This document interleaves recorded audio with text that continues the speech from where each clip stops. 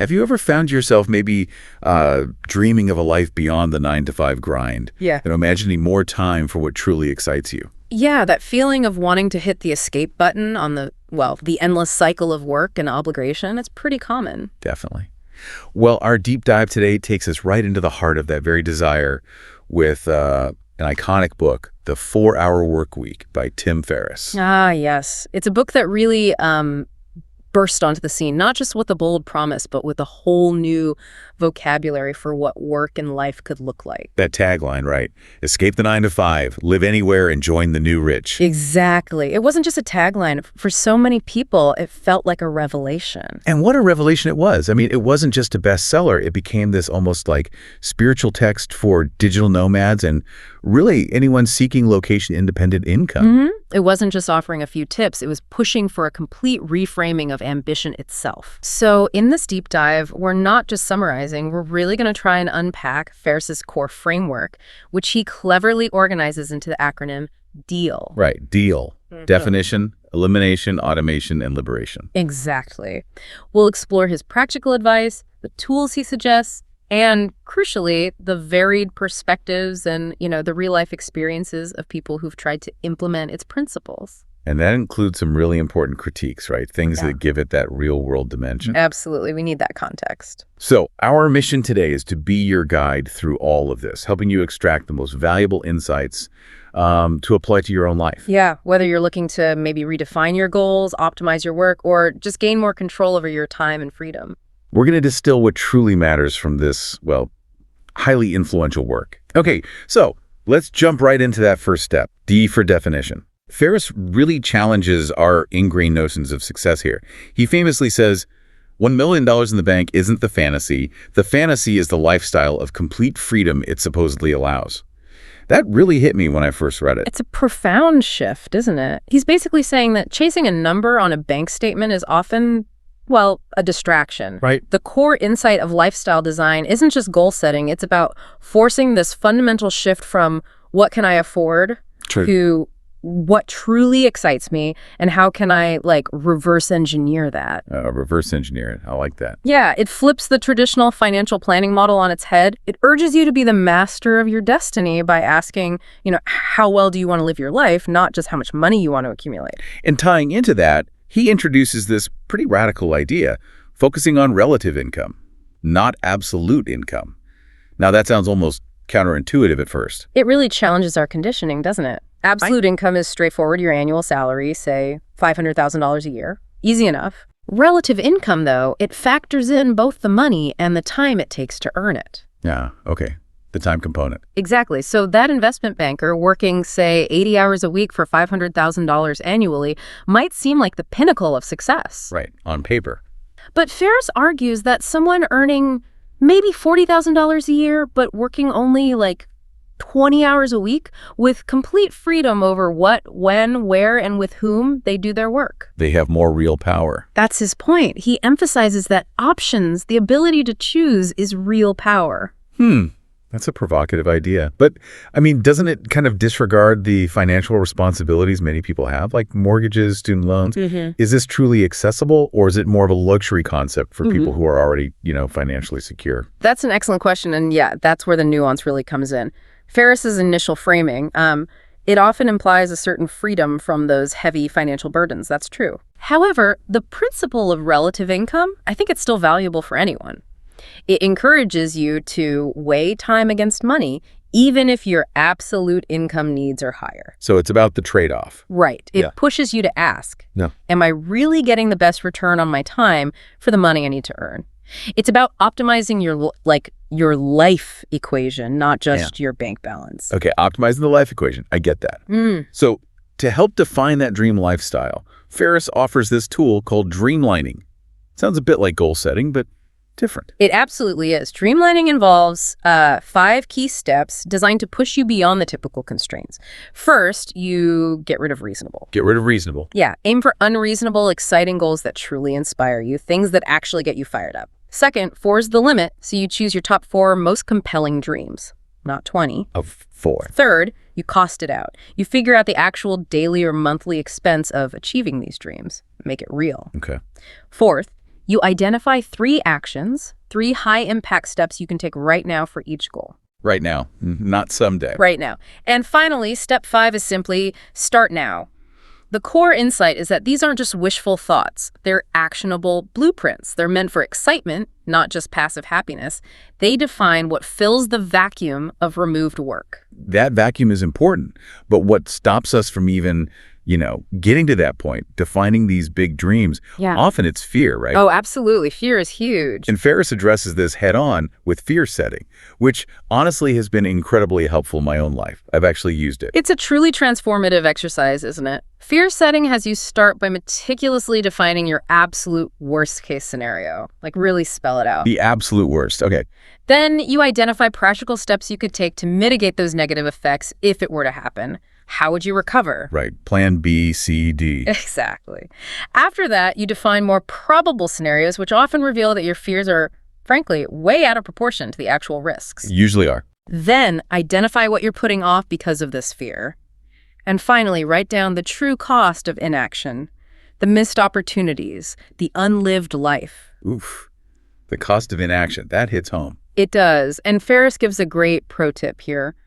Your daily to-do list should include at least one action that scares you. Make that your #1 priority for the day. Wow. Tackle the fear first. Yeah. It's about building courage by systematically dismantling those perceived risks. Okay, so once we've defined that ideal lifestyle, maybe face down some fears, the next logical step, and perhaps the hardest for many, is shedding the unnecessary. Expert, how does Ferriss tackle this E for elimination? Right, elimination. Because we live in an age of just constant distraction, emails, social media, notifications. Ferriss argues that in the digital world, less is more. And he's absolutely right about that. The core idea here is that doing less meaningless work so that you can focus on things of greater personal importance is not laziness. That's a big one, not laziness. It's a hard pill for many to swallow because, our culture tends to reward personal sacrifice instead of personal productivity. We often feel guilty if we're not constantly busy. Totally. Even if that busyness is just spinning wheels. Exactly. The real challenge is internalizing that being busy isn't the same as being effective. So how do we cut through all that noise? Ferriss suggests a low information diet and selective ignorance. I get the theory, but in practice, how do you implement a low information diet when maybe your job requires you to be constantly informed or your social circles expect you to be connected? Yeah, that's a very common struggle, and that's where the word selective really comes into play. It's not about becoming a hermit, not at all. Okay. But it is about being brutally discerning. Practical steps. Well, unsubscribing from irrelevant email lists, deleting unnecessary apps, be honest with yourself, turning off all non-essential notifications. Seriously, almost all of them. Ooh, the notifications one is tough. It is, and maybe limiting social media checks to once a day at a specific time. The goal is to identify what's truly important versus what's just irrelevant, unimportant, or unactionable noise. That filter. Right. Ferriss's specific tip is to ask yourself, will I definitely use this info for something immediate and important? If the answer is no, actively ignore it. It's about designing your information intake, not letting it design you. Designing your intake. So essentially, Ferriss is asking us to break up with our notification addiction, which easier said than done when my phone is practically buzzing in my pocket right now. I know the feeling. But cutting distractions is only half the battle, right? Ferriss reminds us it's not just doing less, it's doing the right things. He makes that critical distinction between being efficient and being effective. And that distinction, it often gets lost in the day-to-day grind, doesn't it? Effectiveness means doing the things that get you closer to your goals. Yeah. Simple as that. Efficiency, on the other hand, is performing a given task in the most economical manner possible. You can be incredibly efficient at doing something that doesn't actually matter. Or even worse, the wrong thing efficiently. Precisely. Like Elon Musk famously said, one of the biggest traps for smart engineers is optimizing something that shouldn't exist. Good quote. Yeah. The real focus needs to be on getting the right things done. Effectiveness first, then efficiency second. Okay, effectiveness first. So to really supercharge this elimination and focus on effectiveness, Ferriss leans on a couple of foundational time management concepts. First up, the Pareto principle, the 80-20 rule. Pareto. This principle is, it's a game changer. It basically states that 80% of outputs come from 20% of inputs, roughly. The vital few. Exactly. In practice, this means identifying those few activities that yield most of your results and prioritizing them, and then ruthlessly removing or deprioritizing the 80% that have a little impact. Be ruthless. Yeah. It's about being incredibly selective with where you put your energy and identifying your minimum effective dose for maximum results. Minimum effective dose. Interesting. And then there's Parkinson's, though, a concept that's probably haunted, well, many of us who've let tasks expand to fill the available time. Oh, yes. I've certainly seen that in my own work. Give a project 2 weeks, and somehow it will take 2 weeks, even if it could have been done in 2 days. It's almost a psychological trick we play on ourselves. Absolutely. Parkinson's law describes exactly that. A task will swell in importance and complexity in relation to the time allotted for its completion. Give yourself a week, it takes a week. Give yourself a day. Might just take a day. Right. The solution Ferriss suggests is simple but powerful. Schedule important tasks with short and clear deadlines. Force yourself to focus, eliminate distractions, and execute quickly. It creates a healthy sense of urgency. Short deadlines force focus. Okay, but what about the sheer volume of tasks we often face? Ferriss has a powerful technique for that too, right? He calls it batching. Right, batching. It's all about grouping similar tasks together to minimize that mental switching cost, Improve focus. Like all emails at once. Exactly. Think answering all your emails only at specific times of the day, or setting aside one dedicated block to pay all your bills, or making all your phone calls at once. The idea is to achieve a flow state and hyper-efficiency by reducing the setup and takedown time for different types of work, creating dedicated focus blocks. Focus blocks, got it. Now let's connect elimination to the next step, A for automation and delegation. Because the underlying genius here seems to be that most people try to automate, well, a mess. Well, Ferriss insists you must first clean the mess. Is the real 4-hour work week lesson then less about the literal hour and maybe more about the ruthless prioritization that enables the automation? You've absolutely hit on a critical insight there. Automation is truly about leverage, right? And Ferriss calls it the key to increasing your relative income. Okay, leverage. But that ruthless prioritization and elimination from the previous step, it's non-negotiable. Bill Gates' warning perfectly encapsulates this. What did Gates say? He said, automation applied to an efficient operation will magnify the efficiency. Makes sense. The second is that automation applied to an inefficient operation will magnify the inefficiency. Ooh, magnify the inefficiency. Right. If you try to automate chaos, you just get automated chaos, which is, frankly, far worse. Yeah. So yes, clean first, then automate. Clean first. Okay, now, the book was written back in 2007. The principles of automation are timeless, sure, but the landscape of tools must have exploded since then. Oh, completely. It's a different world. What kind of digital tools are we talking about today that really embody Ferriss's philosophy? Well, the options are vast and ever-growing. For email outreach, you've got sophisticated tools like Mixmax, Gmass, Mailshake. For social media management, platforms like Sprout Social, Hootsuite can streamline things massively. Project management. Yeah, things like Monday.com, Asana make that easier.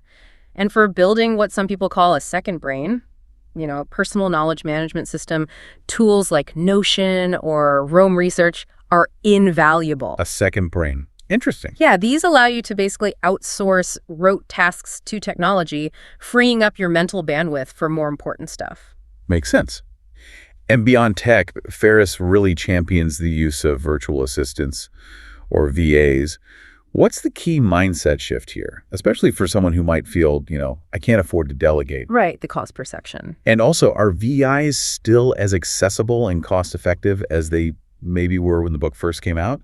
Or has the market made it more of a luxury? That's a vital question. The key mindset shift, I think, is to understand that delegation isn't primarily about saving money. It's about leveraging your skills, your knowledge, and basically buying back your time and freedom. Buying back time. Yeah. Your time, especially your high-value time, is your most precious asset. Now, as for accessibility, while, the market has matured and rates have adjusted, VAs remain incredibly accessible globally. There's a huge range of skills at various price points. So platforms like Fiverr, Upwork, Freelancer, even TopTal for higher-end skills. They're still thriving marketplaces. You can find talented individuals worldwide. Okay, but there are caveats, right, before delegating. Oh, absolutely. Ferriss lays out critical caveats. First, never delegate when you can eliminate. Get rid of it first if possible. Makes sense. Second, never delegate when you can automate. Tech might be better. Third, you need to test and learn the process yourself first so you actually understand it. Know what you're delegating. Exactly. Fourth, create and document a clear, repeatable process. Don't just dump it on them. And fifth, have really clear goals and limits for the tasks. And importantly, expect mistakes initially. It's part of the learning curve for both sides. Okay, clear process, expect mistakes. Ferriss even goes so far as to describe an ideal business model within this automation framework. It sounds almost utopian. It's certainly aspirational, yeah. His ideal business is one selling information products, think like online courses, ebooks, specialized reports. Things that scale. Right. Things that can be micro-tested with inexpensive ads, then automated within about 4 weeks. And crucially, it should require no more than 1 day per week of management. 1 day a week? Why? That's the ideal. The ultimate goal for Ferriss isn't really to run businesses, but to own businesses and spend basically no time on them. That frees you up completely to pursue your passions. Own, not run. Okay. Yeah. Finally, we arrive at L for liberation. As Steve Jobs famously said, your time is limited, so don't waste it living someone else's life. Yeah. This feels like the culmination, taking back that ultimate control. Liberation, yeah.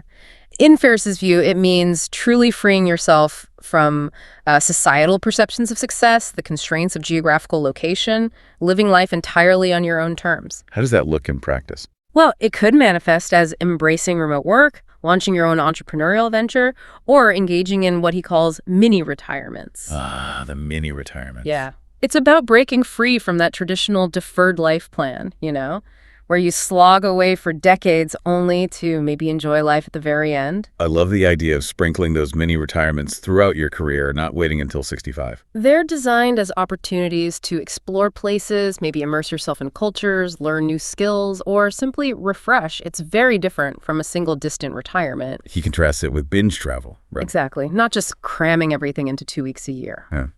Now, it's really vital here to introduce some real-world nuance because our sources highlight that the implementation of this can look very different from the, let's say, glossy ideal. Okay, how so? Well, one Reddit AMA contributor we looked at, they successfully took 2 3-month mini retirements in their 20s and early 30s, backpacking in India, Peru, Europe.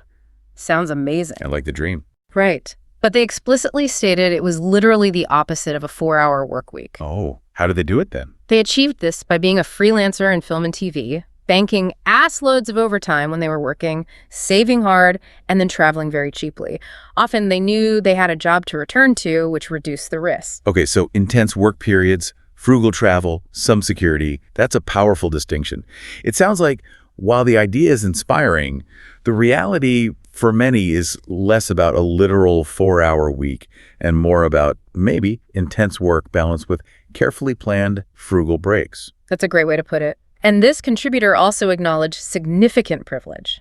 Upper middle class background, no student debt, single, childless at the time. Right, context matters. Hugely. It highlights that while Ferriss's principles offer a framework, systemic barriers, individual responsibilities, they can dramatically limit its applicability for many people and shape how it's actually lived out. So the spirit of it, challenging norms, prioritizing experience that can be adopted, even if the literal 4-hour week is, well, elusive for most. Precisely. And for employees still in a traditional structure, Ferriss actually outlines specific steps to negotiate their liberation, like remote work. How does he suggest doing that? Well, first, increase your employer's investment in you. Make yourself harder to replace, more valuable. Second, prove you can deliver increased output offsite, maybe by working from home when you're supposedly sick and actually crushing it. Okay. A bit sneaky. A little. Third, prepare quantifiable business benefits. Show why remote work is a win for the company, using numbers. Fourth, propose a revocable trial period. Make it low risk for them. Smart. And finally, once you've proven the concept, gradually expand that remote time. Step by step.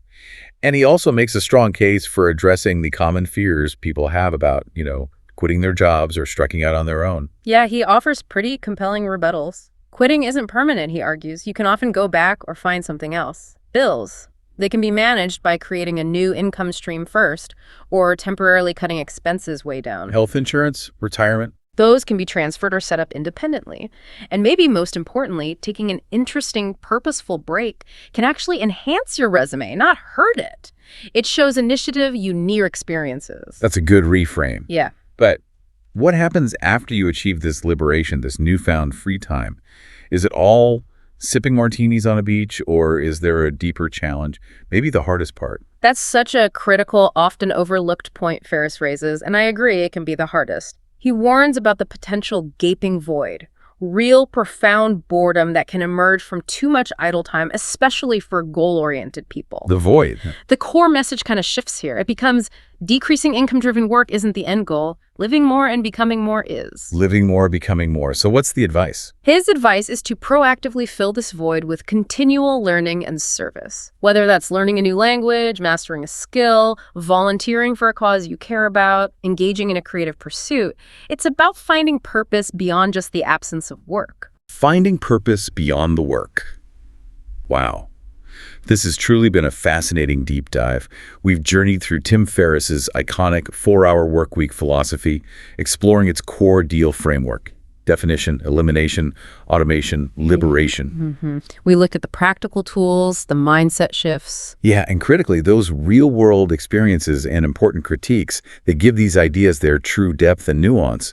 The real value, as we've discussed, isn't necessarily that literal 4-hour work week. Right? Wait, it's more the pursuit of freedom, control, and purpose in your life, on your own terms. Yeah. Indeed, it's really a framework for rethinking everything, whether you're building a new business, optimizing your current role, or just, aspiring to a more intentional existence. Being effective, not just efficient. Exactly. Right. And designing a life that genuinely excites you rather than just letting circumstance dictate your path. So what does this all mean for you listening right now?